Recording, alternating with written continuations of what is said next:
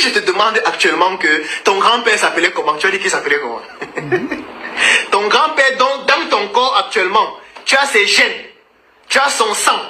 La forme de ta tête là, ça vient aussi un peu de ton grand-père. Ce n'est pas toi qui as choisi la couleur de tes yeux, ce sont tes gènes qui découlent de ta famille, qui découlent de ta lignée. Mais tu ne connais pas le nom de ton grand-père. Tu dis que tu t'aimes. Tu ne t'aimes pas. Est-ce que tu sais là où ton arrière-grand-père est enterré, là où tu es là actuellement? Tu dis que tu t'aimes. Tu as quelqu'un sans qui tu n'aurais pas été là, mais tu ne sais pas où il est. Tu ne sais pas comment il s'appelle. Tu ne sais pas les combats qu'il menait. Tu ne connais pas son histoire. Tu ne sais même pas où il est. Tu ne connais même pas là où on l'a enterré. Tu ne sais pas quelles étaient ses frustrations. Parce que ce qu'il faut savoir, c'est que les comportements se transmettent aussi génétiquement. Ce que tu es aujourd'hui, c'est le fruit de ta lignée. Pour mieux te connaître aujourd'hui, tu dois connaître ce par qui tu es venu. C'est-à-dire ta famille. Tu vois que tu ne t'aimes pas, n'est-ce pas? Parce que quand je parle de s'aimer, les gens peuvent penser que non, vraiment, j'ai déjà une belle maison, non, ça va, je m'aime. Non, ce n'est pas une question de belle maison. Tu as un corps qui est constitué par des organes, qui est constitué par un cerveau. Tu as des pensées, tu as des pulsions, tu as des frustrations, tu as des émotions. Tu penses que ça vient d'où? Tu as un sang, tu as un groupe sanguin. Tu penses que tout ça vient d'où? Si tu t'aimais, c'est que tu devais te poser la question d'où je viens. Comment je peux faire pour pouvoir mieux connaître qui je suis? Tu devais te documenter. Tu devais te documenter sur ta culture, sur tes traditions.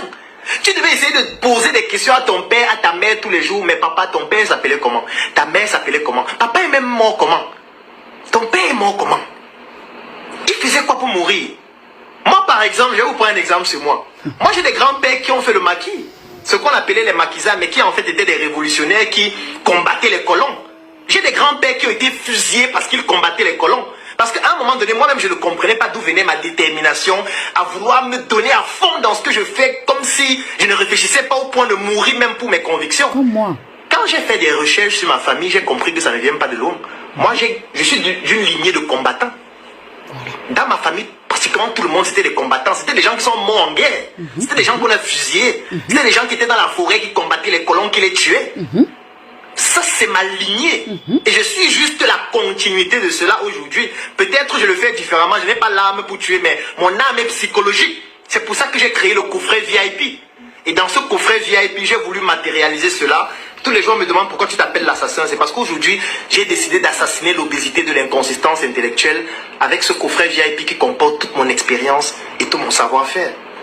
Oui, je suis la continuité de mes ancêtres. Je suis la continuité de mes parents. Je suis la continuité de l'histoire de ma famille. Je ne suis pas tombé du ciel. Je ne suis pas tombé du ciel.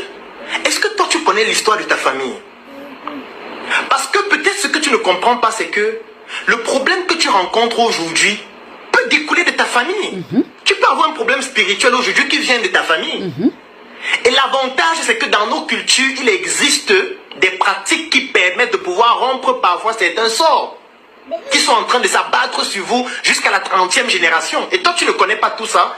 Tu es en train de te dire que non, c'est parce que je suis malchanceux, je suis machin. Non, ce n'est pas une question d'être malchanceux. C'est le fait que tu ne connais pas ta famille, tu ne connais pas ta lignée, tu ne connais rien de toi. Tu ne connais rien. Tu ne connais rien de toi.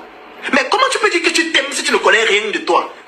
Tu ne connais pas l'histoire de ton père même parfois. Tu ne connais pas l'histoire de ta mère. Bon, on va considérer même que tu ne connais pas tes parents.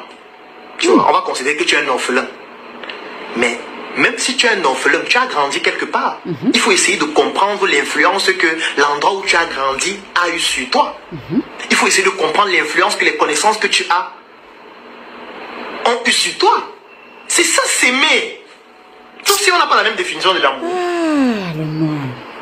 L'amour nous pousse à faire des choses démesurées, à aller en profondeur sur tout. Quand une femme aime un homme, qu'est-ce qu'elle fait?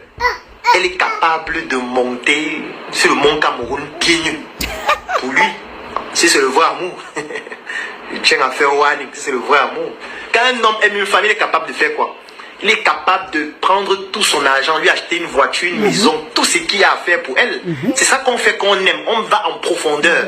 Mais là, je viens de vous démontrer que vous ne vous aimez pas vous-même. Vous ne vous aimez pas parce que si vous vous aimez, vous devez essayer de vous comprendre, essayer de savoir d'où vous venez, essayer de savoir ce qui vous constitue, essayer de comprendre votre famille, essayer d'avoir votre arbre généalogique.